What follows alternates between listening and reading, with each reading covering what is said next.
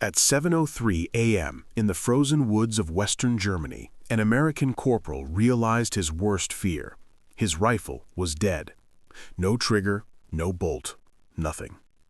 And 10 German soldiers were closing in, spreading through the trees like hunters who knew their target was helpless. He could hear their voices, their boots, their confidence. He had no backup, no squad, no time to think.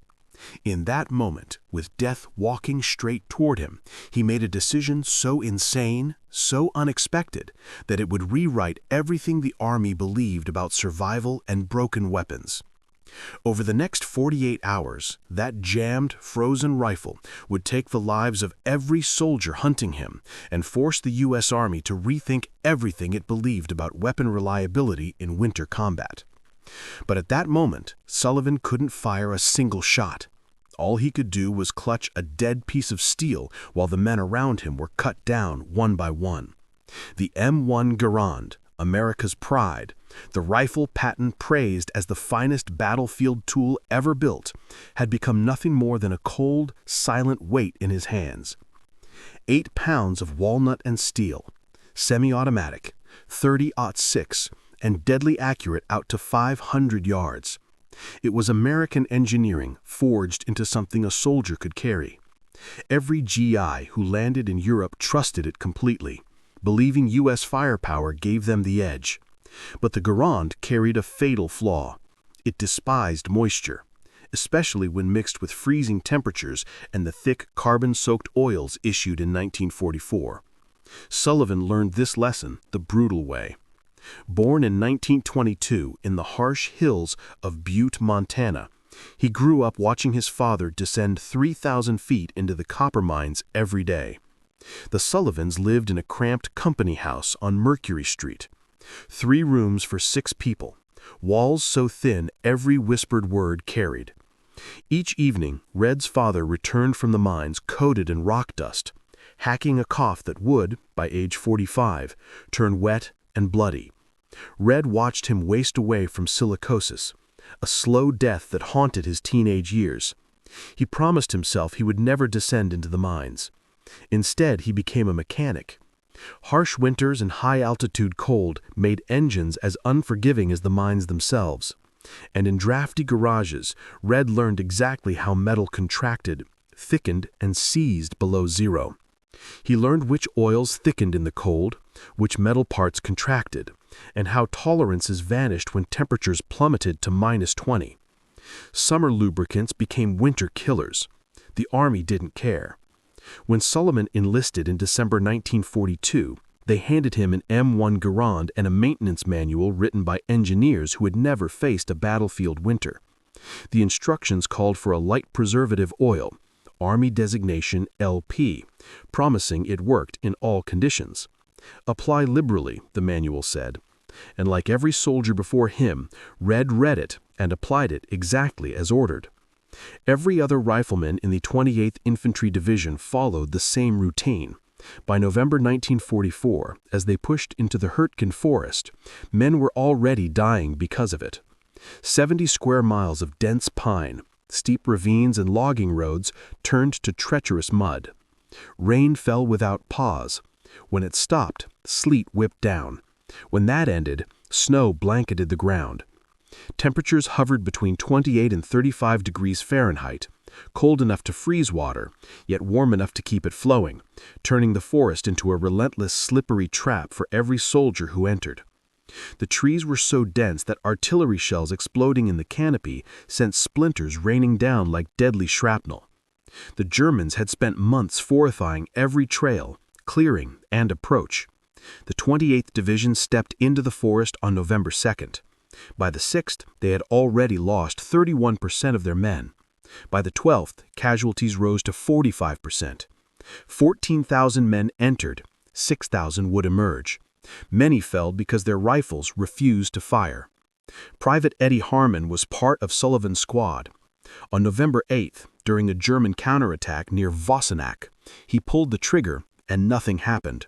The firing pin was locked solid, frozen by a mix of congealed lubricant and carbon residue. Harmon wrestled with the bolt, trying to chamber a fresh round. It refused to budge. The bolt lugs were seized. He died clutching a rifle that should have saved him, but wouldn't fire. 3 bullets found him as he struggled. Sullivan carried his friend's body back. Harmon was only 19, from Shreveport, Louisiana. The night before, he had shown Sullivan photos of his little sister. They buried him in a makeshift grave, helmet atop a rifle with bayonet driven into the frozen earth. Standard procedure in a fortress that killed men faster than bullets. The irony was grimly clear to everyone. The rifle functioned perfectly as a grave marker. 2 days later, Corporal Mike Delaney faced the same fate. His M1 fired a single round before jamming so completely that the armorer had to strip it down entirely. The operating rod, the long piston that cycled each shot, was caked in a mixture of LP lubricant, unburned powder, and water, hardened into a mass as thick as cold axle grease. By Army standards, the rifle was clean, but it wouldn't fire. Delaney died in the mud struggling to force life from a weapon that had betrayed him. Sullivan watched from 30 feet away, pinned under relentless machine gun fire. Delaney struggled with the charging handle, trying desperately to force the bolt back. The German shooter was methodical. 3 rounds to the center mass. Delaney collapsed over his broken rifle and never moved again. By November 20th, Sullivan had seen 7 men die from rifles that refused to fire, not all from his own squad. In combat, word traveled fast. A rifle that won't fire is a death sentence. And Private Rodriguez from B Company had learned that lesson the hardest. Sergeant Whitfield of HQ Company was dead. Lieutenant Brennan of C Company survived, but only because his .45 pistol still worked. His M1 had become a rusted, useless paperweight. By late November, rifle malfunctions had claimed 14% of the men. 14 out of every 100 soldiers killed by a weapon meant to save them. The number should have been 0. The M1 Garand was the pinnacle of infantry rifle design. In theory, American riflemen should have dominated the battlefield. In reality, a single flaw had turned their most trusted advantage into a deadly liability. Instead, American soldiers were falling to German troops armed with bolt-action Kar 98Ks, rifles designed in 1898, firing with deadly precision. Sullivan raised the alarm to his platoon. "Sergeant," he said, "these rifles are seizing up. The LP oil is too thick for this cold and wet." Sergeant Kowalski flipped through the manual. "It says LP works in all temperatures," he replied. "Corporal, the manual's wrong," Sullivan countered. "I'm a mechanic. This carbon-heavy lubricant seeps into the gas system, mixes with powder residue and water, and turns to paste. We need lighter oil, or more men will die."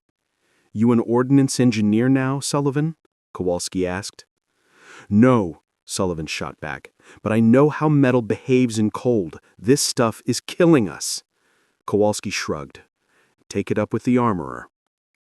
He did. Sergeant First Class Preston, a career soldier who had been maintaining rifles since the Philippines in '42, listened patiently. He flipped open the technical manual. "LP oil, applied to all moving parts. That's what we use." Sullivan shook his head. "It's not working. The lubricants are within spec." Preston's reply was chilling. "If the rifles are malfunctioning, it's operator error." "Tell your men to clean their rifles better." "They're clean," Sullivan shot back. "The lubricant's wrong for these conditions. Men are dying." Preston's expression hardened. "Are you questioning Army ordnance specifications?" "I'm saying men are dying." Preston's voice was firm. "Son, I've been an armorer for 8 years. These manuals are written by engineers with college degrees. You're a corporal from Montana who fixes cars. I think I'll trust the engineers." Sullivan said nothing. He turned and walked away, the weight of every fallen soldier pressing down on him. That night, Private Hartnell's rifle seized during a patrol. He survived only because the German soldier who spotted him had the same problem. His Kar 98K bolt frozen solid by the mud and cold that was crippling American weapons. 15 feet apart, both men struggled desperately with their rifles until Hartnell's squadmate fired a carbine, killing the German. Pure luck. Sullivan couldn't bear to watch more lives hinge on chance. On December 5, 1944, at 01:30 hours, he sat alone in a battered barn the platoon was using for shelter, the cold seeping into his bones and his mind racing with a solution. Everyone else slept or stood watch.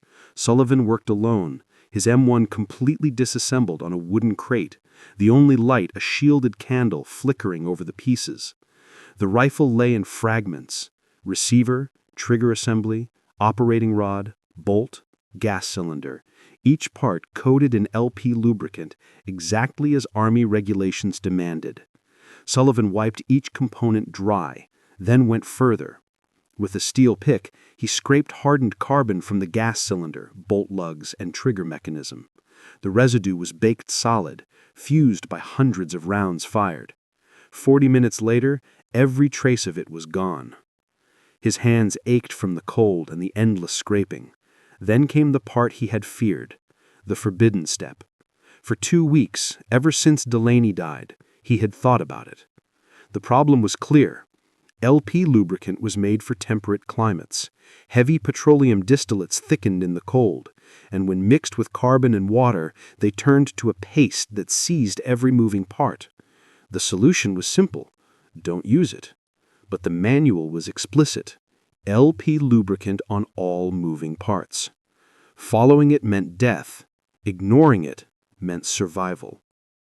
Failure to lubricate a rifle wasn't a small mistake. It was a court-martial offense. The Army called it destruction of government property.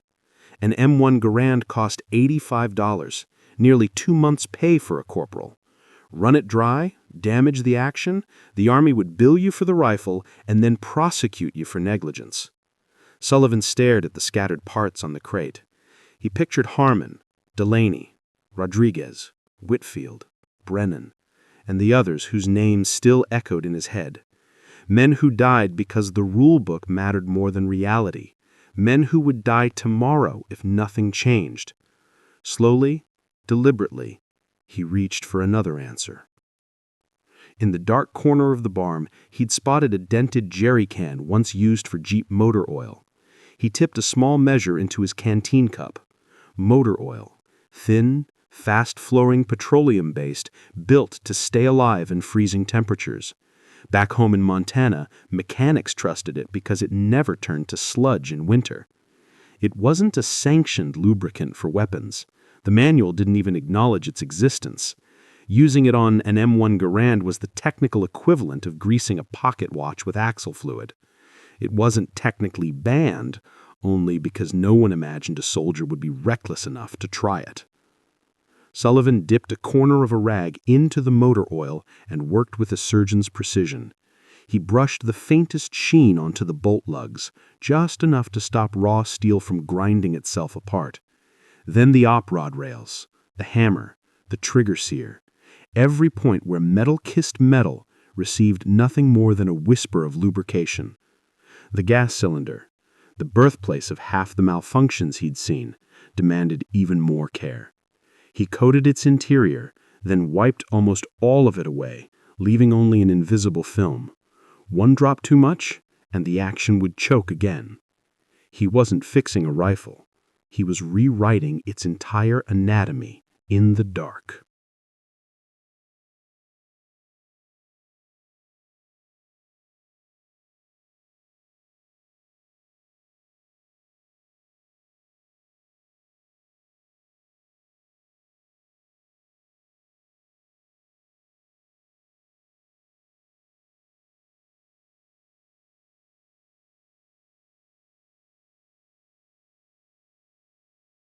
Too little oil and the carbon would seize the piston. Too much and the rifle would choke again. Sullivan aimed for the absolute minimum, barely a tenth of what the manual recommended. He reassembled the rifle in 8 precise minutes. The bolt cycled smoothly, cleaner than it had in weeks. The trigger snapped sharply. The safety clicked perfectly into place. In his hands, the rifle felt alive. He chambered a round, ejected it, then chambered another. He repeated it 20 times, each cycle flawless. The cold barn faded around him. All that mattered was the rifle responding exactly as it should. The rifle ran like a finely tuned machine. Then doubt crept in. What if he was wrong? What if the motor oil ruined the gas system under sustained fire? What if it fouled faster than LP lubricant? What if the rifle blew apart in his hands during combat? Court-martial was inevitable, maybe 5 years in Leavenworth for destroying government property and endangering soldiers. But the thought that weighed heaviest, if he was right and kept it to himself, others would die with jammed rifles while his worked flawlessly. That, he realized, would be a far worse crime: moral cowardice. Sullivan sat alone in the barn, rifle resting across his knees, carrying the weight of 2 kinds of guilt. Outside, rain began to tap against the battered roof.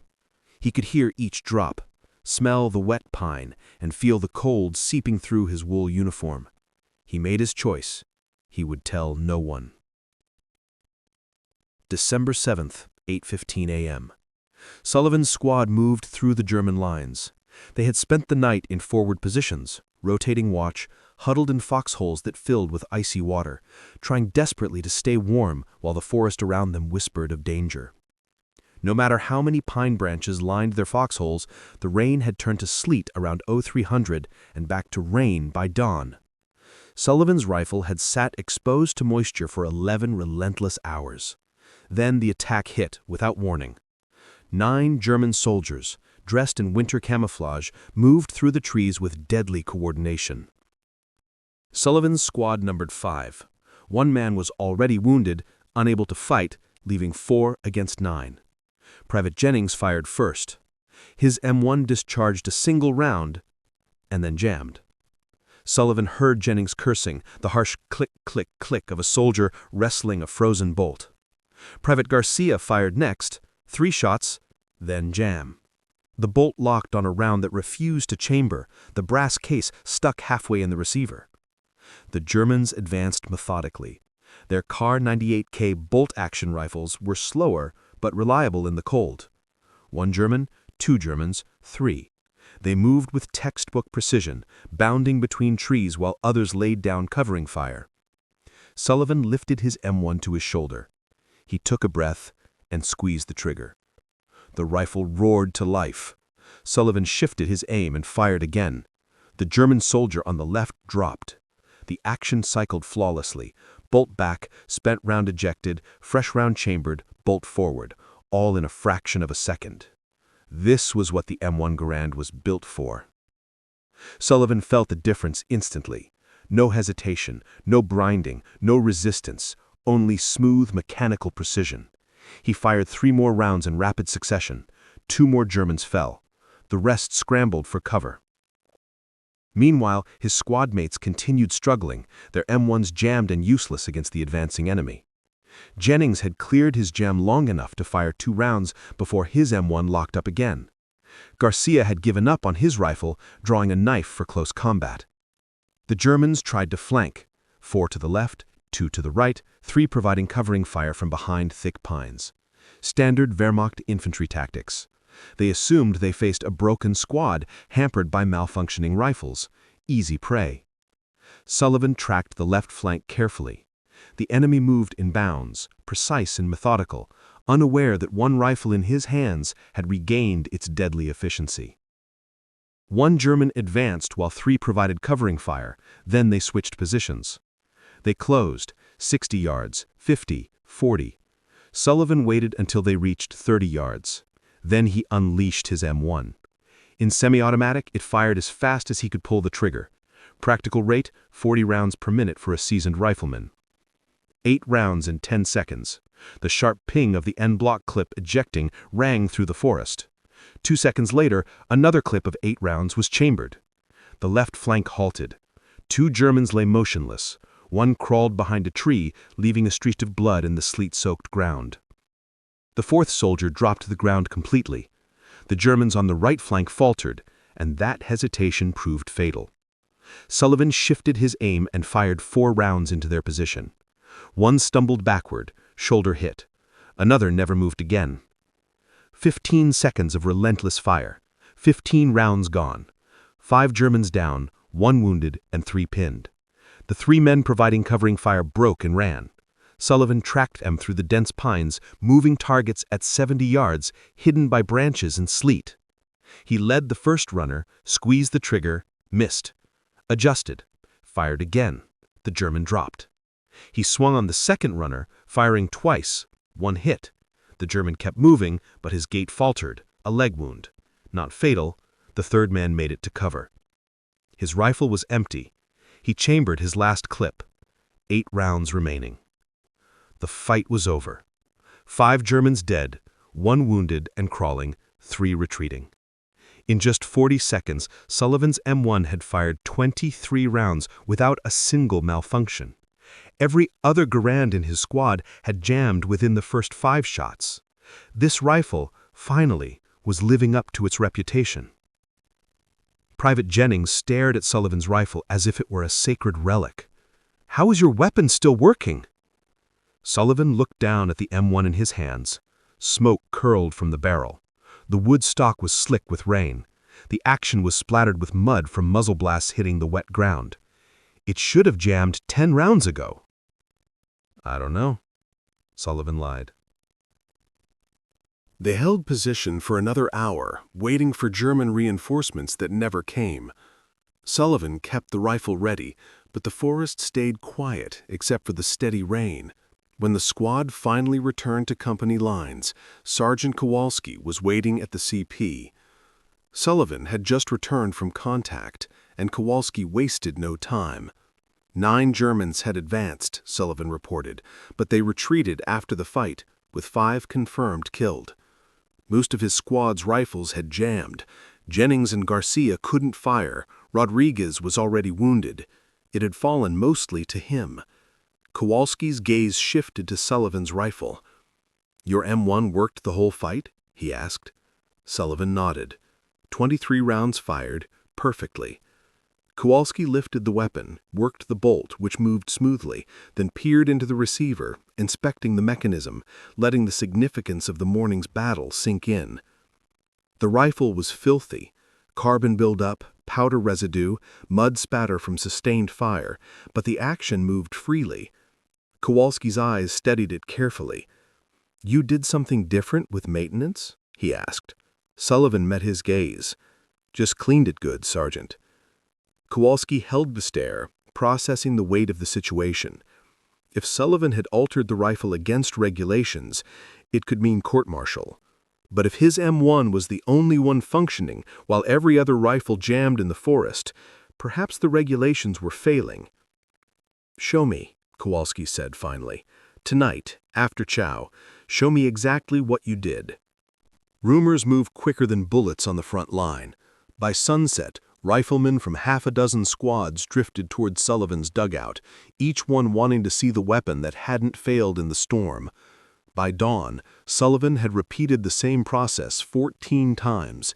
Field strip every piece, scrape every trace of carbon, clean until metal shone, then coat it with the lightest film of engine oil instead of regulation lube. "Engine oil? From where?" Hernandez whispered. "The motor pool keeps jerry cans for the Jeeps, 10 weight. That's what you need." Hernandez frowned. "The armorer will kill us." Sullivan shook his head.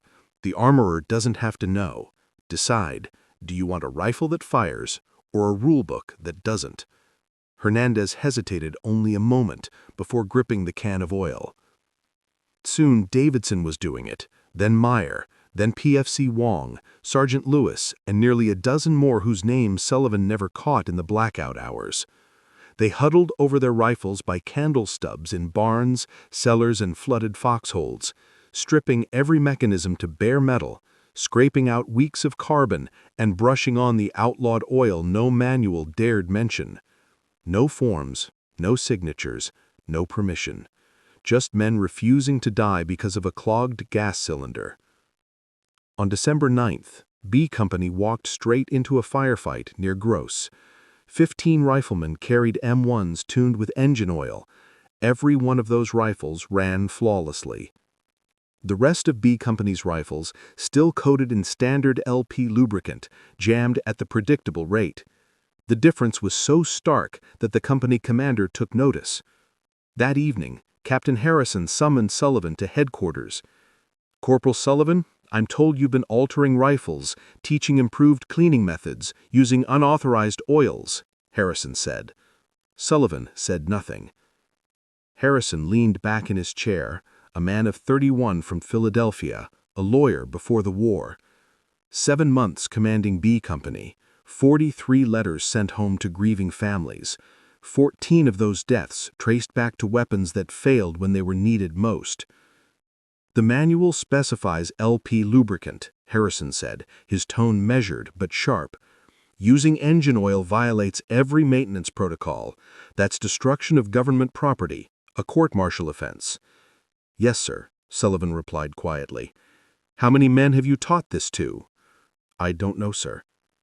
"Word spreads fast in the field. Your rifle fired 23 rounds without a single malfunction under conditions where every other M1 jammed within 5. That's documented. And yesterday, 15 rifles in my company ran flawlessly while the rest failed at the usual rate. Every one of those 15 belongs to soldiers you instructed, also documented." Sullivan stood silently as Captain Harrison weighed his words. "By the book, I should court-martial you. That's what the regulations demand." He paused, jaw tightening. "But those same regulations also claim LP lubricant functions in all conditions, and the battlefield is proving that to be a lie." He exhaled slowly. "So I'm left with a decision. Punish a man for breaking a rule that's getting soldiers killed, or look the other way and let you keep saving lives." Harrison rose and moved to the rain-streaked window. "Keep teaching," he said quietly. "Every man in B Company. But if division comes asking, I never approved any of this. Understood?" Sullivan agreed. Dismissed. By December 12th, Sullivan had personally trained 47 riflemen. Within 3 days, the word had spread to 3 other companies in the regiment. By December 18th, armorers discovered traces of motor oil in rifles during inspections, and quietly looked the other way. The improvised modifications swept through the trenches like wildfire, soldier to soldier, squad to squad, company to company, battalion to battalion. By December 20th, division headquarters had taken notice. Colonel Patterson, the division's ordnance officer, immediately ordered a full investigation. Colonel Patterson needed answers. Why was motor oil vanishing from supply faster than expected? Why were rifles coming through maintenance coated in unauthorized lubricant? Who was responsible? The investigation ran in circles. Every soldier in question insisted they had learned the technique from another, passing it along like a whispered secret. No one could pinpoint the original source. Paper trails twisted back on themselves. Sergeants feigned ignorance. Company commanders feigned surprise. Every lead dissolved into silence, leaving Patterson with nothing but a forest full of rifles that now functioned when they should have failed. Battalion staff officers argued it was simply an organic adaptation by frontline troops. Patterson knew he couldn't court-martial an entire division. On December 27th, he took the only sensible step. He contacted the ordnance engineers at Aberdeen Proving Ground, requesting a formal evaluation of motor oil as an alternative lubricant for M1 Garands under extreme cold weather conditions. The engineers met the suggestion with skepticism. LP lubricant had undergone extensive testing and was officially approved for all temperatures. Yet the field was telling a different story, and Patterson intended to find out why. Motor oil had been engineered for engines, not finely tuned firearms. Employing automotive lubricants in weapon systems directly contradicted established ordnance principles. Yet the engineers agreed to conduct the tests. 3 weeks later, the results arrived. 10-weight motor oil consistently outperformed standard LP lubricant in conditions between 28 and 35 degrees F, especially when moisture levels were high. Its lighter viscosity prevented the formation of carbon paste inside the gas cylinder, and the minimal application significantly reduced fouling, allowing rifles to function reliably where regulation lubricant had failed. The rifles functioned flawlessly, perhaps even better than before. The report recommended formal field trials, but in reality they weren't needed. By January 1945, roughly 40% of M1 Garands in the European theater were being maintained with motor oil instead of LP lubricant. The practice had spread to units that had never set foot in Herkenforest. News traveled fast, through replacement soldiers, rear echelon mechanics, and even letters home, detailing the trick to keeping rifles operational. The numbers told the story. Soldiers had discovered a life-saving method, and the results could no longer be ignored. In November 1944, before the motor oil adaptation, the 28th Infantry Division reported rifle malfunctions in 14% of combat engagements. By January 1945, after the practice had spread, that rate plummeted to just 3%, a staggering 78% reduction. Conservative estimates attribute the modification to preventing more than 1,200 weapon-related casualties in the First Army alone between December 1944 and March 1945. The German perspective was harder to quantify, but intercepted radio transmissions from January 1945 offered a glimpse. Opposing forces noticed the sudden, deadly efficiency of American riflemen in the field. German intelligence quickly took notice. Reports highlighted a dramatic improvement in the reliability of American rifles. Soldiers who had long counted on weapon malfunctions to gain the upper hand in winter combat suddenly found that advantage disappearing.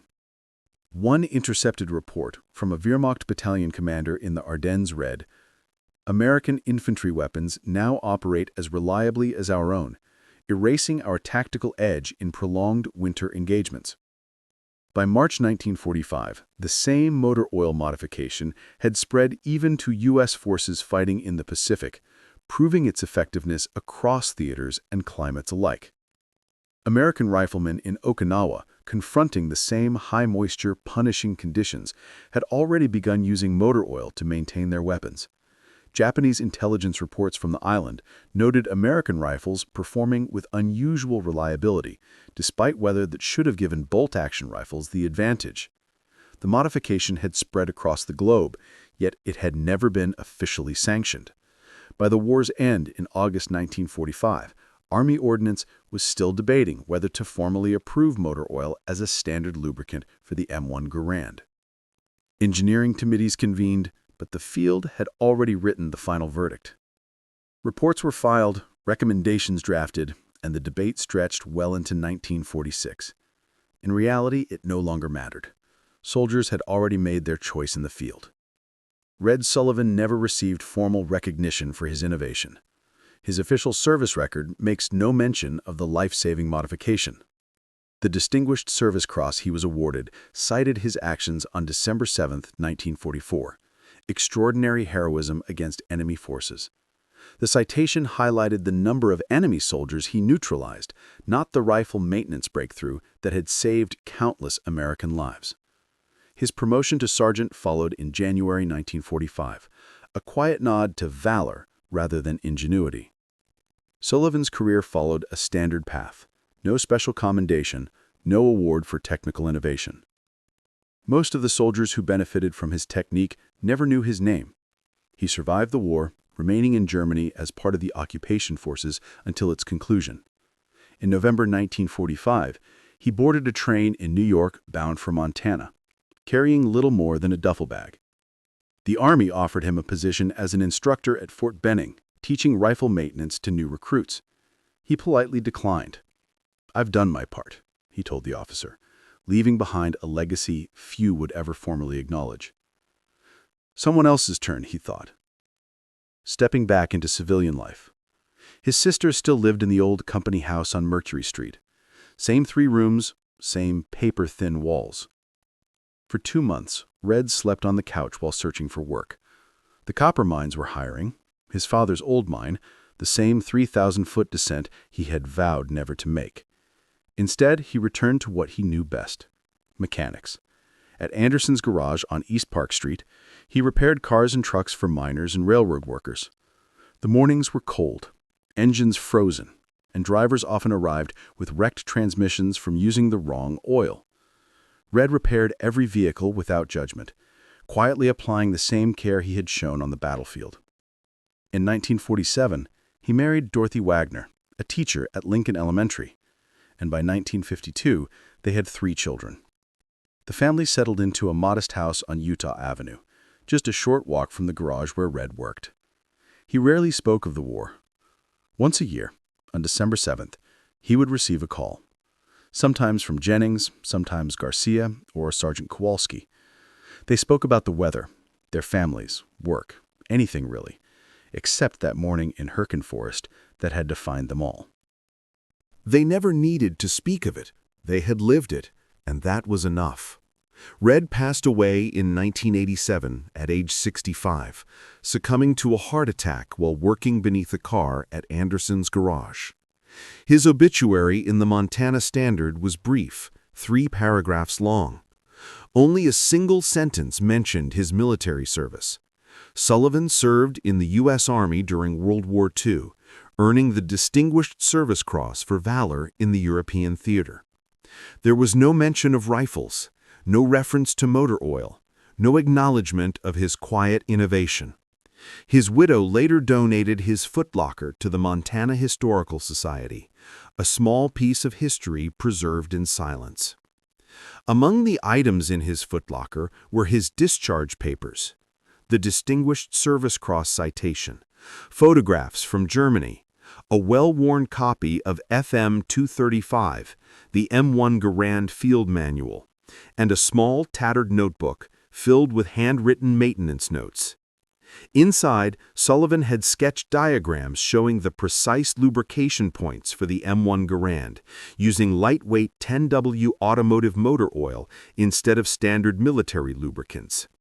In 2003, a historian uncovered the notebook while researching World War II weapons maintenance, cross-referencing it with Army Ordnance reports from 1945, revealing a hidden story of battlefield innovation that had remained unknown for decades. Her research traced the motor oil modification all the way back to December 1944 in the Herkin Forest. Further investigation identified Red Sullivan through surviving members of the 28th Infantry Division. By that time, nearly everyone who could confirm the story had passed away, except for Garcia, who vividly remembered Sullivan's rifle functioning flawlessly while all others jammed. In 1946, the technique was quietly adopted into revised field manuals, becoming standard practice for M1 Garand maintenance, though Sullivan received no credit and his contribution remained largely unknown to the public. By the time of the Korean War, the motor oil method for M1 Garand maintenance was taught in basic training. By Vietnam, it had become common knowledge among armorers. Today, military rifles use advanced synthetic lubricants to prevent the problems LP oil once caused, but the principle remains the same. Minimal lubrication, adapted for cold weather, and function prioritized over strict adherence to regulations. Hundreds of thousands of soldiers employed the technique, most never knowing its origin. True innovation in war rarely comes from safe laboratories or field manuals. It comes from a corporal in Montana who saw his comrades die with jammed rifles and refused to let regulations cost another life. Knowledge spread quietly, soldier to soldier, in the shadows between firefights, tips that might save a life tomorrow. Official records credit multiple units with field modifications that improved rifle reliability in the European theater during 1944 to 1945. That is technically true, but the story has a single origin. One man discovered the solution. One man took the risk. One man broke the rules because following them meant watching comrades die. The rest simply had the sense and courage to pay attention.